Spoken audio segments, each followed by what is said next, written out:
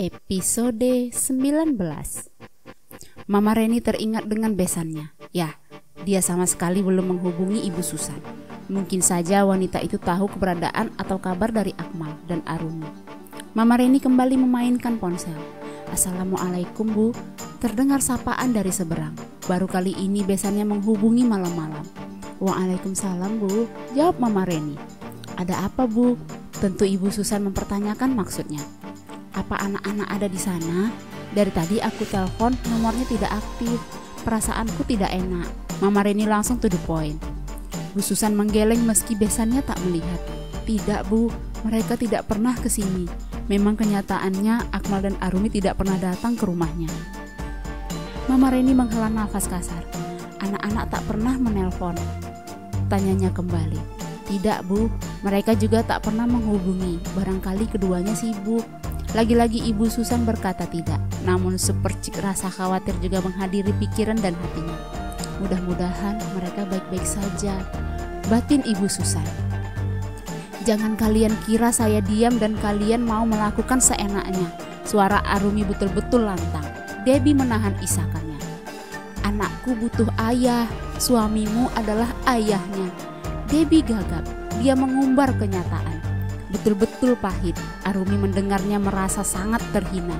Ya, dia mendengar kenyataan itu dari mulut selingkuhan mantan suami. Hubungan yang semestinya hanya dia dan Akmal melakukan, tapi tidak.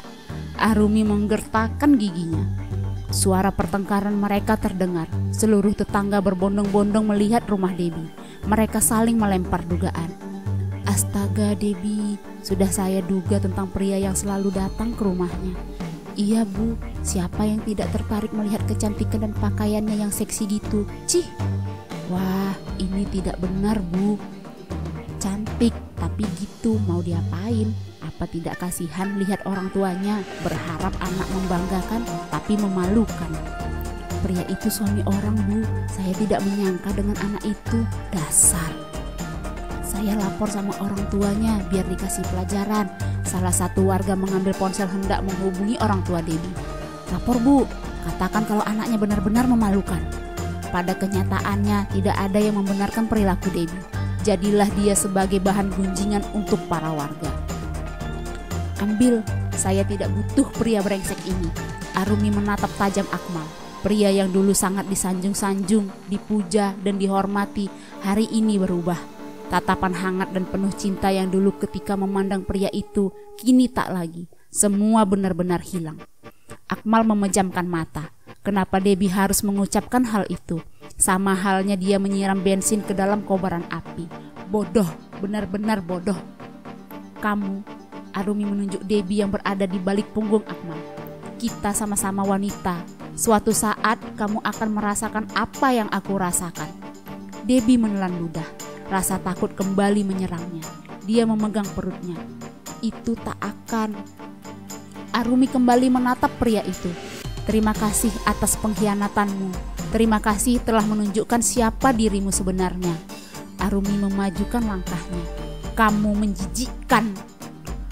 Akmal mendapat tamparan hebat dari Arumi. Dia betul-betul dipukul telak oleh wanita itu. Wanita yang bertahun-tahun ini mengisi kehidupannya. Dia hanya terdiam menerima cacian dari Arumi. Mau bilang apa? Alasan apa? Dia sama sekali tak punya alasan untuk membenarkan perbuatannya. Akan kuurus perceraian sialan ini. Satu kalimat membuat semua mematung. Arumi berbalik dan melangkah diikuti Dini di belakangnya. Wanita itu sama sekali tak menghiraukan warga yang melihatnya.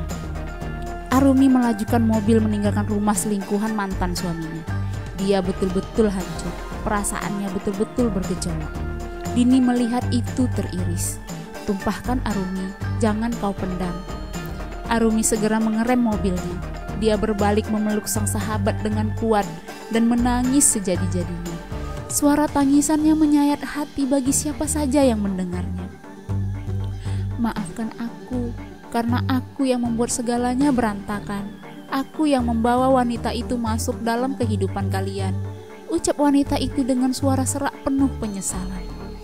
Arumi semakin mencengkram punggung sahabatnya, menyalurkan rasa sakit dan pedih yang dia rasakan. Sadarkan aku, kalau aku hanya mimpi. Aku mohon, bangunkan aku. Rasa bersalah semakin mengguncang Dini. Ingin rasanya ia memutar waktu untuk menghilangkan wanita tak tahu malu itu. Tapi mustahil, semua telah terjadi. Tanpa rasa berdosa sama sekali, menikam dengan kejinya Arumi. Dia merebut suami sahabatnya dan melakukan hubungan terlarang. Arumi melepas pelukannya. Dia menampar pipinya berulang kali hingga memerah, berharap itu adalah mimpi. Dini memegang tangan sahabatnya. Dengan cepat ia menggeleng. Jangan sakiti dirimu, aku mohon. Akmal menenggelamkan wajah di antara telapak tangannya, sedangkan Debbie menangis meraung. Apa yang dia tangisi? Kemenangan atau penyesalan? Tak ada yang tersisa sama sekali. Rumah tangganya telah roboh. Orang tua mereka bahkan belum mengetahui kejadian itu. Apa yang akan mereka pikirkan? Sejatinya, perbuatan sekarang adalah penentu dari masa depan. Baik Akmal, Debbie, ataupun Arumi akan menuai benih yang mereka tabur. Dini mengganti sahabatnya menyetir. Hari ini benar-benar menguras tenaga dan emosinya. Tubuh wanita itu lemas, bahkan sangat lemas. Saat Dini membelokkan mobilnya hendak pulang ke rumahnya, dengan Akmal, Arumi menahannya. Antar aku ke rumah mama, itu bukan lagi tempatku untuk berpulang, katanya dengan suara yang amat parau. Memang, itu bukanlah tempatnya untuk berpulang. Rumah dan segala isinya bukanlah milik Arumi, melainkan milik Akmal, pria itu yang membelinya. Dini termangu mendengar ucapan sahabatnya. Sungguh kasihan melihat nasib wanita itu. Arumi tak membawa apa-apa selain mobil yang dikendarainya dan pakaian yang dia pakai. Arumi tak ingin kembali ke rumah itu lagi. Rumah yang menyimpan banyak kenangan dengan mantan suaminya. Kenangan pahit dan manis telah terlukis di setiap dinding rumah itu. Di perjalanan mereka sama-sama terdiam. Tidak ada yang bicara satupun. Air matanya terus saja mengalir. Lelah. Dirinya benar-benar lelah. Mama Reni melihat mobil yang singgah di depan rumahnya. Dia tahu itu kendaraan Arumi. Wanita parubaya itu menerbitkan senyum dan segera menghampiri kendaraan tersebut. Arumi, panggil Mama Reni sangat antusias. Namun senyumnya lenyap kala anaknya turun dari mobil. Dia melihat penampilan putrinya berantakan dan wajahnya yang layu. Ada apa? Apa yang terjadi? Arumi, kamu kenapa? Sang pemilik nama yang dipanggil pun menatap sumber suara tersebut. Wanita itu berjalan dengan cepat dan memeluk ibunya. Dia tak kuasa menahan tangis. Ya Allah, kenapa nak?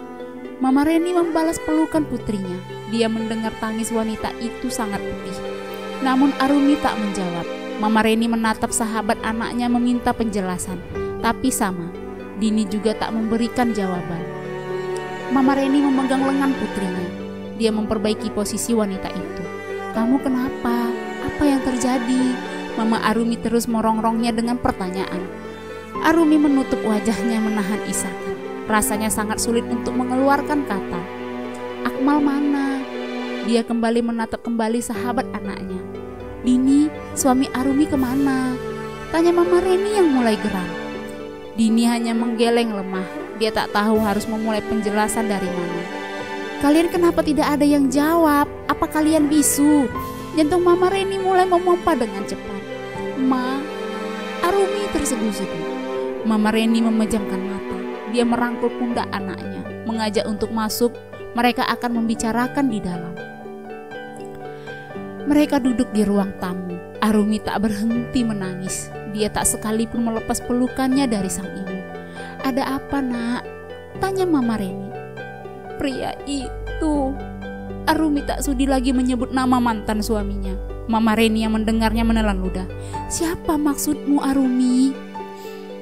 Mantan suamiku. Arumi menyebut nama itu dengan pedih. Mantan suami? Itu berarti yang dimaksud putrinya adalah Akmal. Lalu kenapa dia mengatakan mantan suami? Apakah hubungan mereka telah berakhir? Inikah jawaban dari firasatnya yang tak enak? Arumi, Mama Reni mulai meninggikan nada suaranya. Dia tak menyangka jika putrinya berbicara seperti itu. Ma, dia jahat. Apa yang telah pria itu perbuat kepada anaknya? Jantungnya semakin memompa hebat. Apa Apa yang terjadi? Mama Reni kembali merongrong Arumi dengan pertanyaan. Arumi menggigit bibirnya. Dia selingkuh, Ma. Suaranya melemah dan hampir tak terdengar. Mata Mama Reni membulat penuh. Emosi seketika menyerbu dirinya. Darahnya memanas hingga ke ubun-ubun. Hubungan anak dan mantan menantunya selama ini baik, bahkan sangat baik. Jika dia mengingat Akmal, sulit rasanya mempercayai jika pria itu bermain curang. Mama Reni mencengkram bahu putrinya. Dia selingkuh. Arumi mengangguk lemah sebagai kepastian dari pertanyaan mamanya. Wanita parubaya itu mengambil ponselnya. Dia menelpon besannya, lebih tepatnya mantan besannya. Berikan didikan kepada putramu, Susan. Mama Reni memotong ucapan dari seberang. Emosinya betul-betul tak terkontrol lagi. Arumi menahan mamanya. Namun telak, wanita yang telah melahirkannya itu tidak mengikutinya. Ada apa ini? Tentu Ibu Susan merasa sangat bingung. Dia tak mengetahui seluk-beluk permasalahan. Anakmu itu menyakiti putriku. Ibu Susan membelalakkan mata. Apa? Akmal menyakiti Arumi? Wanita itu pun sama sulitnya mempercayai. Hubungan keduanya harmonis. Perlakuan Akmal selama ini sangat baik kepada istrinya. Dia membuat putriku menangis. Arumi mencengkram tangan mamanya. Tatapannya mengiba. Maksudnya mantan mertuanya tidak mengetahuinya. Di mana menantuku? Ibu Susan mulai gemetar. Anakku sudah kembali padaku. Takkan kubiarkan dia bersama putramu lagi. Ya, dia sebagai ibunya takkan rela jika melihat anak semata wayangnya disakiti. Ibu Susan yang mendengar itu memejamkan mata. Apa yang telah Akmal perbuat kepada istrinya hingga wanita itu kembali kepada orang tuanya? Kemarahan besannya cukup memberinya gambaran jika masalah ini besar. Satu lagi, mulai sekarang keluarga kita putus hubungan. Ibu Susan tampak syok mendengar penuturan itu hingga merasa nyeri di bagian dadanya. Dia termangu. Wanita parubaya itu mencoba mencerna baik-baik ucapan Reni.